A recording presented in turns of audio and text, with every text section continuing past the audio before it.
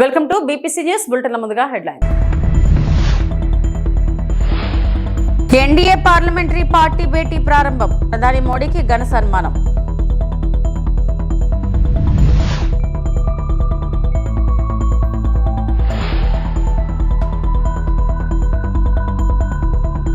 అంబటి క్షమాపణ చెప్పాలని ఆయన నివాసం వద్దకు వెళ్లాం. TDP MLA Galla Madhavi.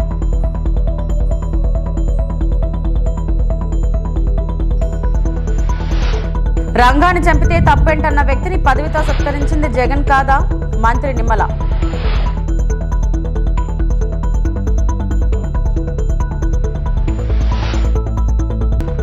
ఏపీలో law and order fail. Ambati Rambabu ఇంటిపై దాడులు ప్లాన్ ప్రకారమే. గుడివాడ అమర్నాథ్.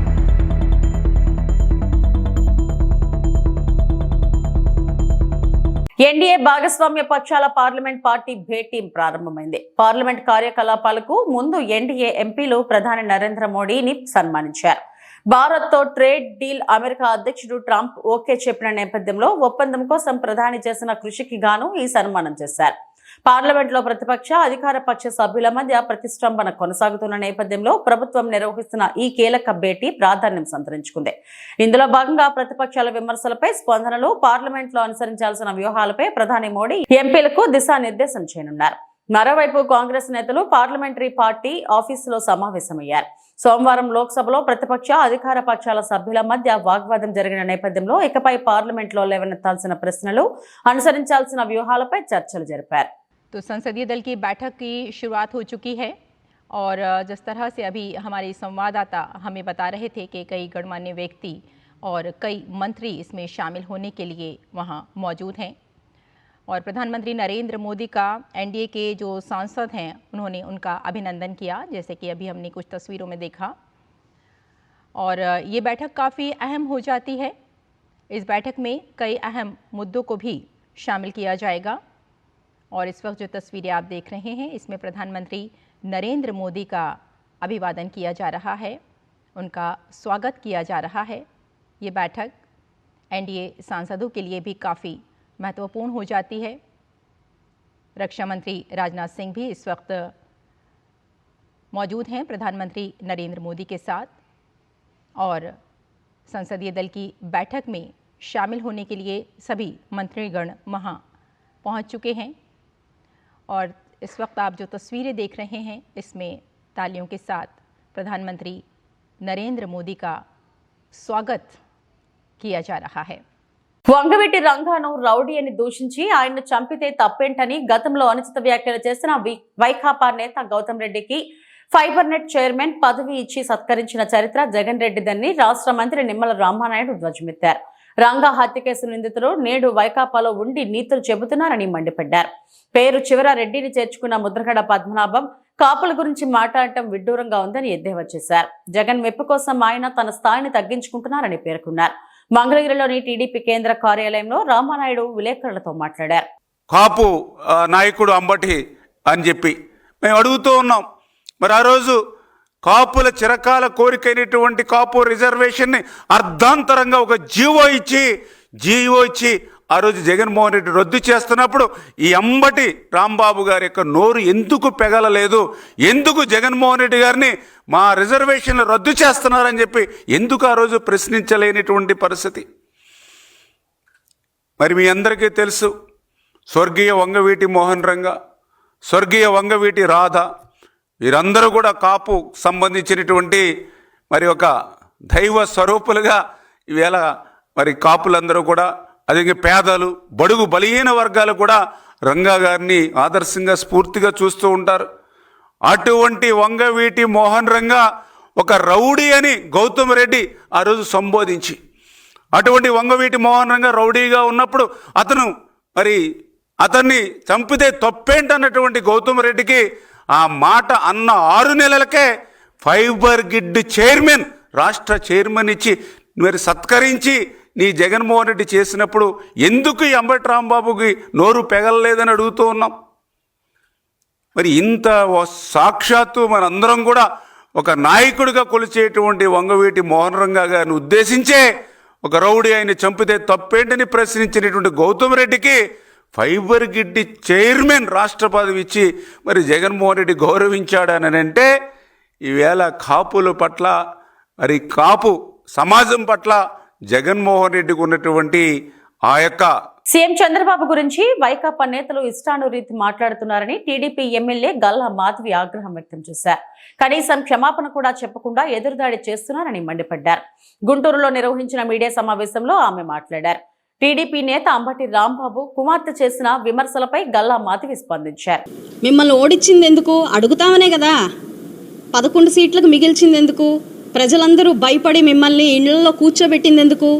మేము అడుగుతామనే కదా. మరి అడగకపోతే అడగడానికే కదా నేను వచ్చాను. చేతులు 2 ఇలా పట్టుకొని కట్టుకొని నేను వచ్చాను. దాడికే దిగాలంటే మీరు ఆలోచించండి. చాలా లాజికల్ పీపుల్, చాలా లాజికల్ క్వశ్చన్స్ వేస్తున్నారు. దాడికే దిగాలంటే నేను రావాల్సిన పనే ఉంది. మీరు పార్టీ ఆఫీస్ మీద ప్రత్యక్షంగా లేకుండా చేయించారే, అలా చేస్తాను కదా. మహిళల్ని పిలిచాను. ఎందుకు పిలిచాను మహిళల్ని? అంతకుముందే మీరు ఏం చేశారు? మీరు మాట్లాడిన అవాక్కులు చవాకులు తట్టుకోలేక ఒక మహిళ మీ దగ్గరకు వస్తే మీరేం చేశారో వీడియో ఉంది. బహుశా ప్రతి మీడియా బ్రదర్ దగ్గర ఆ వీడియో ఉండుంటుంది. రాళ్లతో కొట్టారు ఆవిడ్ని. తగలరాని చోట్ల కాళ్లతో, కొట్టరాని చోట్ల కాళ్లతో కొట్టి పంపించారు. ప్రవోక్ ఎవరు చేశారు? ఒక మహిళ. ఏమ్మా అంబటి రాంబాబు గారి కుమార్తె గారు నిన్న మీరు మాట్లాడారు. మహిళ కాదా అమ్మా ఆవిడ? కొట్టచ్చా అమ్మా అలాగా? మీరు రాళ్ళు వేయచ్చా అమ్మా అలాగా? ఎందుకమ్మా మీకు అంత భయం? రాళ్ళు వేసి తరిమి తరిమి కొట్టాల్సినంత భయమే ఉంది. ఆ బెటాలియన్ ఏంటి అక్కడంతా? తప్పు చేశారన్న భయంతోనే కదమ్మా అంతమందిని తెచ్చుకున్నారు. మరి తప్పు చేశారు, క్షమాపణ చెప్పండి. ఇంతకంటే ఏమన్నా అడిగారా మిమ్మల్ని? అది చెప్పకుండా దాన్ని మానేసి మీరు మళ్ళీ దాన్ని ఇష్టం వచ్చినట్టు మాట్లాడుకోవడం, దాన్ని మళ్ళీ ప్రెస్ మీట్లు పెట్టి కండక్ట్ చేసి మాట్లాడుకోవడం, అది ఇంకా హాస్యాస్పదంగా మీకు అనిపించట్లేదా? దాన్ని ప్రొటెక్ట్ చేయడం కోసం మీలాంటి మూకలు మళ్ళీ ఏదైనా మేము ప్రశ్నించడానికి వచ్చిన ప్రతిసారి కూడా మీరు ఆ ప్రవృత్తి మీకుంది. గొంతు కోసే ప్రవృత్తి ఉంది, డోర్ డెలివరీ చేసే ప్రవృత్తి ఉంది, అరాచకాలు చేసే ప్రవృత్తి ఉంది. కాబట్టి ఆడపిల్లగా తట్టుకోలేక, ఒక నాయకురాల్లాగా తట్టుకోలేక మిమ్మల్ని ప్రశ్నించడానికి, మాకు సారీ చెప్పడానికి, దాన్ని డిమాండ్ చేయడానికి మీ ఆఫీస్ దగ్గరికి, మీ నాన్నగారు ఆఫీస్ దగ్గరికి నేను వచ్చి డిమాండ్ చేయడం జరిగింది. దానికి మీరు సరిగ్గా కనీసం లోపలికి వెళ్ళి ఆవిడ అలా అడుగుతుంది చెప్పండి. మీరు ఆల్రెడీ చెప్పారు కదా నేను అలా చేసి ఉండకూడదు అని. అదే మరి అందరూ వినేటట్టు చేస్తే అయిపోయేది కదా. మీరు మాట్లాడే ఆ సాక్షి టీవీ ముందో లేకపోతే మీరు యూట్యూబుల్లో మాట్లాడే మాటలో ఎవరు చూస్తారు? ఒక రాష్ట్ర ప్రజలు, రాష్ట్ర నాయకుడిని మీరు ఇష్టం వచ్చినట్టు మాట్లాడి దానికి బహిరంగంగా క్షమాపణ చెప్పకపోతే మెసేజ్ ఏమి ఇచ్చినట్టమ్మా నెక్స్ట్ జనరేషన్ కిడ్స్కి? మరి దాన్ని నేను అడగడం తప్పయిందా మీకు? నేను చెయ్యి ఎత్తితే వాళ్ళు ఆగారట, చెయ్యి దించగానే వాళ్ళు వెళ్ళారట. I think reverse. చెయ్యి ఎత్తగానే వాళ్ళు వెళ్ళిపోయారట, చెయ్యి దించగానే వాళ్ళు ఆగారట. మీరు దాన్ని షూట్ చేశారమ్మా? బయటకు వచ్చి మీరు చూసారా? వెనకాల ఎవరున్నారో కూడా తెలియదు. ఫిబ్రవరి 7న ఎమిగ్నూరుకు ముఖ్యమంత్రి రాక. ఎమిగ్నూరు మండలం కల్లుగొట్ల గ్రామంలో సీఎం పర్యటనకు పగడ్బందీగా ఏర్పాట్లు. రాజముద్రతో కూడిన పట్టాదారు పాస్ పుస్తకాల పంపిణీ కార్యక్రమ నిర్వహణ. ముఖ్యమంత్రి రాకపై ఏర్పాట్లను పరిశీలించిన ఎమిగ్నూరు ఎమ్మెల్యే డాక్టర్ బివి జయ నాగేశ్వరరెడ్డి, జిల్లా collector doctor A Siri, joint collector Noorul Khammar, SP Vikrant Patil 7వ తేదీన ఎమిగ్నూరు మండలం కల్లుగొట్ల గ్రామానికి రాష్ట్ర ముఖ్యమంత్రి నారా చంద్రబాబు నాయుడు రానున్న నేపథ్యంలో పగడ్బందీ ఏర్పాట్లు చేస్తున్నామని ఎమ్మెల్యే డాక్టర్ బివి జయ నాగేశ్వరరెడ్డి, కర్నూలు జిల్లా కలెక్టర్ డాక్టర్ ఏ సిరి పేర్కొన్నారు. సోమవారం కల్లుగొట్ల గ్రామంలో కలెక్టర్, జిల్లా SP Vikrant Patil, joint collector Noorul Khamar, MLA doctor Jaya Nageswarareddy, Adoni, sub collector Ajay Kumar, అలాగే సంబంధిత శాఖల అధికారులతో కలిసి సీఎం పర్యటనకు సంబంధించిన హెలీప్యాడ్, ప్రజావేదిక, రైతులతో ముఖాముఖి కార్యక్రమాల ఏర్పాటుకు అనువైన ప్రదేశాలను పరిశీలించారు. ఈ సందర్భంగా కలెక్టర్ మీడియాతో మాట్లాడుతూ ఫిబ్రవరి 7వ తేదీన కల్లుగొట్ల గ్రామంలో నిర్వహించిన పట్టాదారు పాస్ పుస్తకాల పంపిణీ కార్యక్రమంలో ముఖ్యమంత్రి పాల్గొననున్నారని తెలిపారు. ఈ సందర్భంగా ప్రజావేదిక కార్యక్రమం, రైతుల పొలాల పరిశీలన తదితర కార్యక్రమాలు జరగనున్నాయని, కార్యక్రమాలన్నీ ఎటువంటి ఇబ్బందులు లేకుండా సాఫీగా జరిగేలా ఏర్పాట్లు చేస్తున్నామని కలెక్టర్ తెలిపారు. ఆశలతో గత ప్రభుత్వంలో విధ్వంసకర పాలన చూసినటువంటి రాష్ట్ర ప్రజలు ముఖ్యంగా మా రాయలసీమ ప్రజలు సంక్షేమము, అదే రకంగా రైతు అభ్యున్నతి, అదే రకంగా అభివృద్ధిని ముందుకు తీసుకుపోవాలనే ఉద్దేశంతో తిరుగులేని మెజారిటీతో కూటమి ప్రభుత్వాన్ని అధికారంలోకి తేవడం జరిగింది. తద్వారా ముఖ్యమంత్రిగా నారా చంద్రబాబు నాయుడు గారిని, డిప్యూటీ సీఎంగా పవన్ కళ్యాణ్ గారిని, నరేంద్ర మోడీ గారి నాయకత్వంలో ప్రధానమంత్రి వర్యులు ఎన్డీఏ గవర్నమెంట్ని అధికారంలో తేవడం, లోకేష్ బాబు గారు యువగల రథసారథిగా ఆ రోజు ప్రతి ప్రాంతంలో పాదయాత్ర చేసి అనేక సమస్యలని గుర్తించి ఇటు రైతులకు, యువకులకు అనేక సమస్యల మీద ఒక కార్యాచరణ చేస్తూ రాయలసీమ డిక్లరేషన్ కూడా ఇచ్చి అధికారంలో రావడం జరిగింది. మరి ఈరోజు ఈ విషయాన్ని ఎందుకు ప్రస్తావిస్తున్నామంటే 19 నెలల పాలన తర్వాత అనేక రంగాలలో, అనేక డిపార్ట్మెంట్లో ఒక గొప్ప సంస్కరణలను తీసుకొని వచ్చి గత ప్రభుత్వం చేసిన అనేక తప్పిదాలని సరిదిద్దుతూ శాపాలుగా ఉన్నటువంటి ఆ పాపాలు ప్రక్షాళన చేస్తూ మళ్ళీ చెప్పిన హామీలని, అదే రకంగా చెప్పని పనులను కూడా చేస్తూ ఈ ప్రభుత్వం 19 నెలల ఆత్మహత్య చేసుకుని మృతి చెందిన చేనేత కార్మికుడు యువరాజు కుటుంబాన్ని పరామర్శించి ప్రభుత్వం తరపున ఆర్థిక సహాయం అందజేసిన ఎమిగ్నూరు ఎమ్మెల్యే డాక్టర్ బివి జయనాగేశ్వరరెడ్డి. ఎమిగ్నూరు పట్టణ పరిధిలోని శివర్ణ నగర్ కు చెందిన చేనేత కార్మికుడు కీర్తిశేషులు గడేగే యువరాజు తీవ్ర అప్పుల బాధతో గత జనవరి 30న ఆత్మహత్య చేసుకుని మృతి చెందారు. ఈ దుర్ఘటనపై విషయం తెలుసుకున్న ఎమిగ్నూరు నియోజకవర్గ ఎమ్మెల్యే డాక్టర్ బివి జయనాగేశ్వరరెడ్డి తీవ్ర దిగ్భ్రాంతిని వ్యక్తం చేశారు. తక్షణ ఆర్థిక సహాయంగా ఎమ్మెల్యే 10,000 రూపాయల నగదు సహాయాన్ని అందజేశారు. అలాగే ఈ రోజు లక్ష్మీపేటలోని మృతుడి నివాసానికి వెళ్లి నివాళులు అర్పించి కుటుంబ సభ్యులను పరామర్శించారు. అనంతరం వారి కుటుంబం ఎదుర్కొంటున్న ఆర్థిక ఇబ్బందులను దృష్టిలో ఉంచుకుని ప్రభుత్వం తరపున 50,000 రూపాయల ఆర్థిక సహాయాన్ని చెక్కు రూపంలో మృతుడి భార్యకు అందజేశారు. అలాగే కుటుంబానికి అండగా ఉంటామని ఎమ్మెల్యే డాక్టర్ బివి జయనాగేశ్వరరెడ్డి హామీ ఇచ్చారు. కార్యక్రమంలో జౌళి శాఖ అధికారులు, కర్నీ corporation chairman, TDP town committee సభ్యులు, చేనేత నాయకులు, పార్టీ కార్యకర్తలు పాల్గొన్నారు.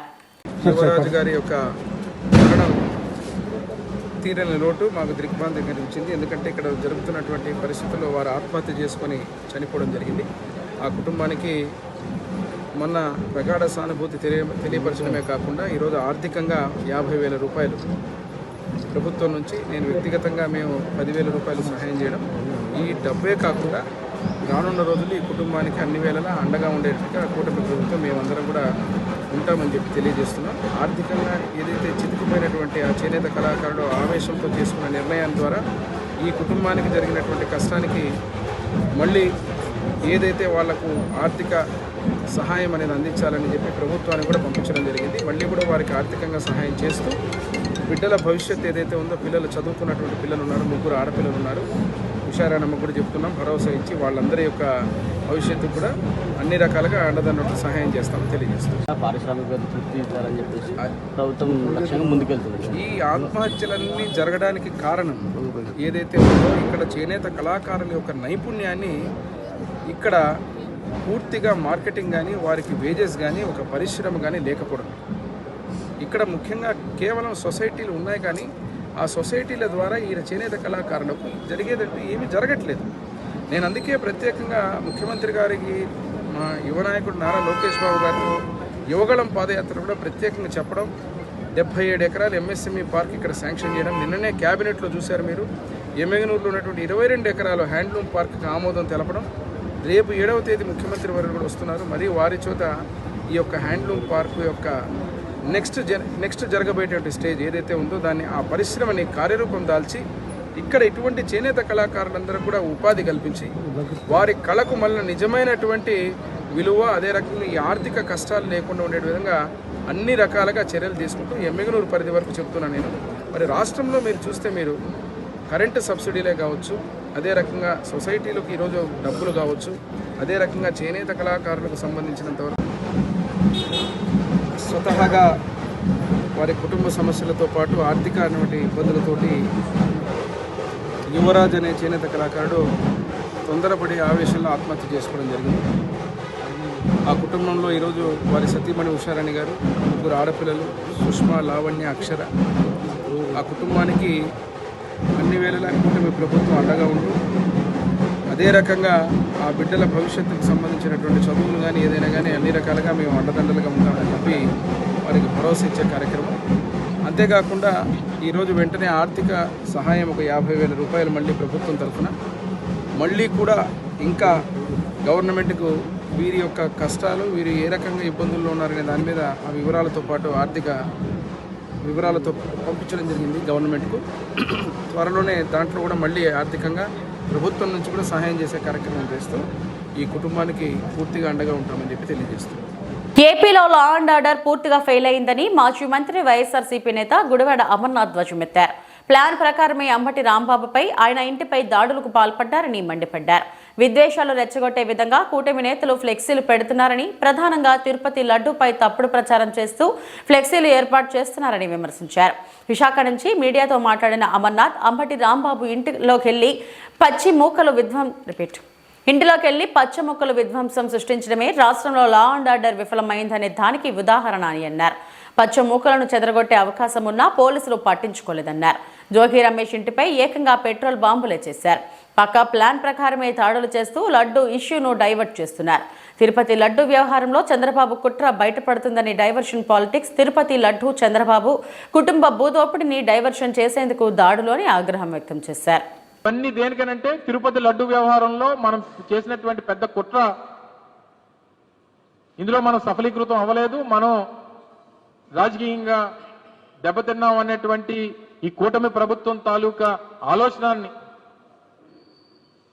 ప్రజల తాలూకా దృష్టిని మరల్చాలి, డైవర్ట్ చేయాలనేటువంటి ఉద్దేశంతో చేపట్టినటువంటి ఇష్యూస్ ఇవి.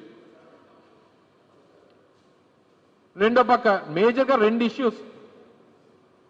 ఇష్యూస్ ఏవైతే మేజర్గా ఉన్నాయో ఈ రెండు ఇష్యూస్ని రాష్ట్రంలో ఉన్నటువంటి ప్రజల నుంచి డైవర్ట్ చేయడానికి టేకప్ చేసినటువంటి ఒక పెద్ద విధ్వంసం అయితే, ఒకటి తిరుపతి లడ్డూకు సంబంధించినటువంటి వ్యవహారం ఒకటైతే, రెండోది విశాఖపట్నంలో ఉన్నటువంటి గీతం సంస్థకి, అంటే చంద్రబాబు నాయుడు గారి తాలూకా కుటుంబం చేస్తున్నటువంటి భూదోపిడీని, ఈ 5,000 కోట్ల రూపాయల భూదోపిడీ ఏదైతే ఉందో దీని నుంచి కూడా ప్రజల తాలూకా దృష్టిని మరల్చాలనేటువంటి ఒక ఉద్దేశంతో చేపట్టినటువంటి ఇష్యూస్. ఒకటి తిరుపతి లడ్డు, రెండు చంద్రబాబు నాయుడు గారి కుటుంబం భూదోపిడీ. ఈ రెండు సబ్జెక్ట్స్ ని ప్రజల్లో పెద్ద ఎత్తున చర్చ జరుగుతూ ఉంది అనేటువంటి ఒకే ఒక నెపంతో చేపట్టినటువంటి విధ్వంసం ఇదంతా కూడా. అంటే మీరు ఈ రకంగా విధ్వంసం చేస్తే, రాష్ట్రంలో ప్రభుత్వం ఈ రకంగా వ్యవహరిస్తూ ఉంటే, లా అండ్ ఆర్డర్ అనేటువంటిది రాష్ట్రంలో లేకపోతే ఇంక ఈ రాష్ట్రంలో పెట్టుబడులు పెట్టడానికి ఎవరు వస్తారు?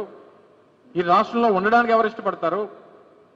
ఈ రాష్ట్రంలో లా అండ్ ఆర్డర్ లేదనేటువంటి పరిస్థితులు తీసుకుని వస్తే ఈ రాష్ట్రం తాలూకా పరిస్థితులు ఏంటి?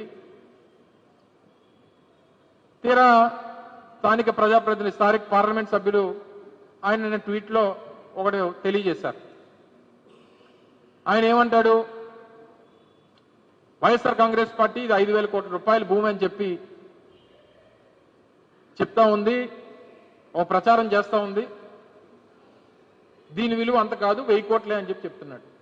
అంటే ఒప్పుకున్నాడు కదా, నేను 1000 కోట్ల రూపాయల భూమిని దోపిడీ చేశానని ఆయన లెక్క ప్రకారం ఆయన 1000 కోట్లు ఆయన. జగన్మోహన్ రెడ్డి గారు పెట్టినటువంటి ట్వీట్కి వారు సమాధానం ఇస్తూ 2 పాయింట్ని వారు అందులో ప్రస్తావించారు. మొదటిది ఏంటంటే, జగన్మోహన్ రెడ్డి గారు ఇది 5,000 కోట్ల రూపాయల భూమి అని అంటున్నారు. ఇది 5,000 కోట్ల రూపాయలు కాదు, ఇక్కడ గజం 65,000 రూపాయలు మాత్రమే ఉంది. దాని లెక్క ప్రకారం ఆయన ఏదో రియల్ ఎస్టేట్ చేసినట్టుగా ఇది 2,700 గజాలు 2,800 గజాలు వస్తుంది, 19 కోట్లు పడుతుంది ఎకరం. దాని ప్రకారం 1000 కోట్ల రూపాయలు అవుతుంది 55 ఎకరాలు. అంబేద్కర్ కోనసీమ జిల్లా అమలాపురం ఫీజు రియంబర్మెంట్స్ బకాయిలను వెంటనే చెల్లించాలి. రాష్ట్ర ప్రభుత్వం ఫీజు రియంబర్మెంట్స్ బకాయిలను వెంటనే చెల్లించాలని డిమాండ్ చేస్తూ revolution student union state joint secretary Kantepalli Narender Reddy ఆధ్వర్యంలో అమలాపురం కలెక్టరేట్ ఎదుట విద్యార్థులు నిరసన తెలిపారు. అనంతరం నరేందర్ రెడ్డి మాట్లాడుతూ కళాశాలలకు ఫీజులు చెల్లించలేక చాలా మంది విద్యార్థులు చదువును కోల్పోతున్నారని అన్నారు. తక్షణమే విద్యాశాఖ మంత్రి నారా లోకేష్ ఫీజు రియంబర్మెంట్స్ బకాయిలను విడుదల చేయాలని డిమాండ్ చేశారు. అలాగే వచ్చే బడ్జెట్ లో విద్యార్థుల కోసం ఎక్కువ నిధులను కేటాయించాలని కోరారు. ఫీజు రియంబర్మెంట్స్ బకాయిలను చెల్లించకపోతే లోకేష్ క్యాంప్ కార్యాలయాన్ని ముట్టడిస్తామని హెచ్చరించారు. అందరికి నమస్తే, నా పేరు Kantepalli Narendra, RSU revolutionary student union state joint secretary, కేంద్రం అమలాపురం. ఈరోజు కలెక్టరేట్ నందు ధర్నా నిర్వహించడానికి ప్రధాన కారణం ఏంటంటే పెండింగ్లో ఉన్నటువంటి ఫీజు రియంబర్స్మెంట్ తక్షణమే విడుదల చేయాలని డిమాండ్తో స్థానిక కలెక్టరేట్ నందు ధర్నా చేయడం జరుగుతుంది. దీనికి ప్రధాన కారణం ఏంటి అంటే ఈరోజు పెండింగ్లో ఉన్న ఫీజు రియంబర్స్మెంట్ లేక చాలామంది విద్యార్థులు ఫస్ట్ సెమిస్టర్ కావచ్చు, సెకండ్ సెమిస్టర్ కావచ్చు, ఫీజులు కట్టుకోలేక చదువుకు దూరమయ్యే అవకాశం ఉంది. అదేవిధంగా ఎవరైతే ఉన్నారో ఫీజు రియంబర్స్మెంట్ లేక చాలామంది విద్యార్థులు చదువు అయిపోయిన తర్వాత టీసీలు తీసుకొని పక్షంలో చాలా దూరమయ్యే అవకాశం ఉంది. కనుక ఆర్ఎస్యూ నుంచి విద్యాశాఖ మంత్రి శ్రీ నారా లోకేష్ గారు తెలియజేయడం ఏంటంటే పెండింగ్లో ఉన్నటువంటి ఫీజు రియంబర్స్మెంట్ తక్షణమే విడుదల చేయాలని చెప్పి డిమాండ్ చేస్తున్నాం. అదేవిధంగా బడ్జెట్ సమావేశాల్లో విద్యాశాఖకు ఎక్కువ నిధులు కేటాయించాలని చెప్పి ఆర్ఎస్యూ డిమాండ్ చేస్తుంది. ఇంకొకటి, హలో లోకేష్ ప్రోగ్రాం బాగా పెట్టుకున్నావు, బాగా చేస్తున్నావు లోకేష్ గారు, కానీ హలో లోకేష్ మీద ఉన్నటువంటి శ్రద్ధ ఏదైతే ఉందో పెండింగ్లో ఉన్నటువంటి ఫీజు రియంబర్స్మెంట్ మీద మీకు ఉండాలని చెప్పి ఆర్ఎస్యూ విజ్ఞప్తి తెలియజేస్తుంది. ఎందుకంటే మీరు చెప్పారు మొట్టమొదటిసారిగా విద్యాశాఖ మంత్రి తీసుకోవడంలో విద్యాశాఖ చాలా కీలకమని, చాలా కష్టమని చెప్పి చాలామంది మీకు ప్రముఖులు తెలియజేశారు కదా. అలాంటప్పుడు చాలా కష్టమైన శాఖను తీసుకున్నప్పుడు ఎంతో శ్రద్ధా విద్యార్థితో ఉండాలని చెప్పి ఆర్ఎస్యూ తెలియజేస్తుంది. పెండింగ్లో ఉన్నటువంటి ఫీజు రియంబర్స్మెంట్ తక్షణమే విడుదల చేయకపోతే వచ్చే అసెంబ్లీ సమావేశాల్లో గ్యారంటీగా ఖచ్చితంగా మీ యొక్క క్యాంప్ ఆఫీస్ను ముట్టడిస్తామని, అదేవిధంగా అసెంబ్లీ సమావేశాల్లో కూడా ముట్టడిస్తామని చెప్పి ఆర్ఎస్యూ తెలియజేస్తూ ఉంది. ఎందుకంటే ముఖ్యంగా తెలియజేస్తున్నాం, ఈరోజు విద్యార్థులకి మీరు చేస్తున్న ద్రోహం చాలా ద్రోహం. ఫీజు రియంబర్స్మెంట్ లేక చాలామంది విద్యార్థులు డిగ్రీ దాదాపు 60 కాలేజీలు మూతపడ్డాయి రాష్ట్ర వ్యాప్తంగా. కాబట్టి ఇది ఖచ్చితంగా కూడా తెలియజేస్తున్నాం, మీకు విజ్ఞప్తి తెలియజేస్తున్నాం. స్టూడెంట్స్ యొక్క ఘోషను అర్థం చేసుకుని తక్షణమే ఫీజు రియంబర్స్మెంట్ బకాయిలు విడుదల చేయాలని డిమాండ్ చేస్తున్నాం. మరొకసారి బడ్జెట్ సమావేశాలు వస్తున్నాయి కాబట్టి విద్యాశాఖకు ఎక్కువ నిధులు కేటాయించాలని ఆర్ఎస్యూ డిమాండ్ చేస్తుంది. జై హింద్. నా పేరు స్వామి అండి. మాది Venkateswara college of arts and science. మేము డిగ్రీ సెకండ్ ఇయర్ చదువుతున్నాం. మాకు ఫీజు రింబర్స్మెంట్ పడలేకపోవడం వల్ల మేము చాలా ఇబ్బంది చెందుతున్నాం. సో మా పేరెంట్స్ కూడా ఇబ్బంది పడాల్సి వస్తుంది. ఫీజు రింబర్స్మెంట్ ఏదైతే ఉన్నదో అది వేయాల్సినదిగా మేము విజ్ఞప్తి చేస్తున్నాం. అలాగే మా కాలేజీ మేనేజ్మెంట్ ఇంకా మాకు అప్పటికి లేట్గా టైం ఇస్తుంది. అప్పటికి కూడా మీరు వేయకపోవడంతో మాకు తప్పట్లేదు. ఇంకా మీరు ఇప్పటికైనా సరే మేల్కొని సో మాకు ఇలాగా వేస్తే ఫీజు రింబర్స్మెంట్ మాకు చాలా హెల్ప్ఫుల్గా ఉంటుంది. మా పేరెంట్స్కి, మాకు కూడా, మా చదువుకి కూడా హెల్ప్ఫుల్గా ఉంటుంది. ఇది మీరు గుర్తించాలి. అంతే సార్. థ్యాంక్స్. అంబేద్కర్ కోనసీమ జిల్లా అమలాపురం రాష్ట్ర బీజేపీ అధ్యక్షులు కె మాధవ్ ఆదేశాల మేరకు కలెక్టర్ కార్యాలయం ఎదురుగా ప్రజా సమస్యలు మా సమస్యలుగా పరిష్కరిస్తామంటూ జనతా వారధి పరిష్కార వేదిక కార్యక్రమం నిర్వహిస్తున్నామని జిల్లా బీజేపీ నాయకులు అడపాల సత్యనారాయణ పేర్కొన్నారు. అర్జీదారుల నుండి వచ్చే ఫిర్యాదులను బాధ్యత తీసుకుని ప్రజల సమస్యల పరిష్కారమైనంత వరకు బాధితుల పక్షాన ఉంటామని తెలిపారు. బీజేపీ రాష్ట్ర అధికార ప్రతినిధి నల్లా పవన్ మాట్లాడుతూ జిల్లా ప్రజలు ఏ విషయంపై వచ్చినా కలెక్టర్ కి దృష్టికి తీసుకెళ్లడానికి జనతా వారధి ముఖ్య ఉద్దేశమని పేర్కొన్నారు. మా దృష్టికి చాలా విషయంలో వచ్చాయి, వాటినన్నింటినీ త్వరలో పరిష్కారం అయ్యేటట్లు చేస్తామని తెలిపారు. వచ్చిన అప్లికేషన్లను మా రిజిస్ట్రేషన్ బుక్ లో ఎంటర్ చేసుకుని సమస్య పరిష్కరించే దిశగా మా వంతు కృషి చేస్తామని తెలిపారు. రాష్ట్రంలో ఉన్నటువంటి అన్ని జిల్లాల్లోనూ కూడా జనతా వారధి అనే కార్యక్రమాన్ని ప్రవేశపెట్టడం జరిగింది. జనతా వారధి అనగా ప్రజలకు ప్రభుత్వానికి మధ్యన వారధిగా మేము పనిచేస్తాం. అంటే ఈ రోజున గ్రీవెన్స్ సెల్ కలెక్టర్ గారి దగ్గర ఉంది. ఆ గ్రీవెన్స్ సెల్ దగ్గర అనేక మంది ప్రజలు వెళ్ళలేని స్థితి ఉంది. అంటే వాళ్ళకి తెలిసి కొంత తెలియ కొంత ఇబ్బంది పడతారు. వాళ్ళందరికీ అవగాహన కల్పించి మా కార్యకర్తలు, భారతీయ జనతా పార్టీ కార్యకర్తల ద్వారా వాళ్ళ అప్లికేషన్ మనం తీసుకుని లోపలికి వాళ్ళని తీసుకెళ్ళడం, వాళ్ళకి రాయడం రాకపోతే మా కార్యకర్తల ద్వారా రాయించి ఆ అప్లికేషన్ని కలెక్టర్ గారికి అందివ్వడం అనేటువంటిది జరుగుతుంది. ఆ విధంగా ప్రజల యొక్క సమస్యల్ని కలెక్టర్ గారి ద్వారా క్లియర్ చేయడం కోసం ఈ భారతీయ జనతా పార్టీ జనతా వారధి అనే కార్యక్రమాన్ని పెట్టి ప్రతి వారం కూడా ఈ అమలాపురం కోనసీమ డాక్టర్ బిఆర్ అంబేద్కర్ కోనసీమ జిల్లాలో ఈ కార్యక్రమం నిర్వహించడం జరుగుతుంది. ఈరోజు ఇక్కడ మేము గ్రౌండ్ ఒకటి ఓపెన్ చేయడం జరిగింది. ఇక్కడ అనేక మంది అప్లికేషన్స్ వస్తున్నాయి. ఒకటైతే ఇక్కడ ఓకలగారు గ్రామంలో బెల్ట్ షాపులు ఉన్నాయి. ఆ బెల్ట్ షాపులు అనేక సార్లు వాళ్ళు ఇళ్ల మధ్యన ఉన్నటువంటి బెల్ట్ షాపులు తీయాలని, అక్కడే టెంపుల్ ఉంది, అమ్మవారి టెంపుల్. ఆ టెంపుల్ ఉన్నా సరే వాళ్ళు అనేక సార్లు మీకు చెప్పినా కూడా ఎవరు పట్టించుకునే పరిస్థితి ఉందని చెప్పేసి వాళ్ళు ఒక రిప్రజెంటేషన్ కలెక్టర్ గారికి ఇవ్వమని మాకు ఇవ్వడం జరిగింది. రెండవది డప్ అండ్ డంప్ ఎవరైతే ఉన్నారో వాళ్ళకి పెన్షన్ అనేటువంటిది రావట్లేదని, అలాగే వేరే ఇవి ఇప్పటివరకున్న బులెటిన్ అప్డేట్స్. నమస్తే.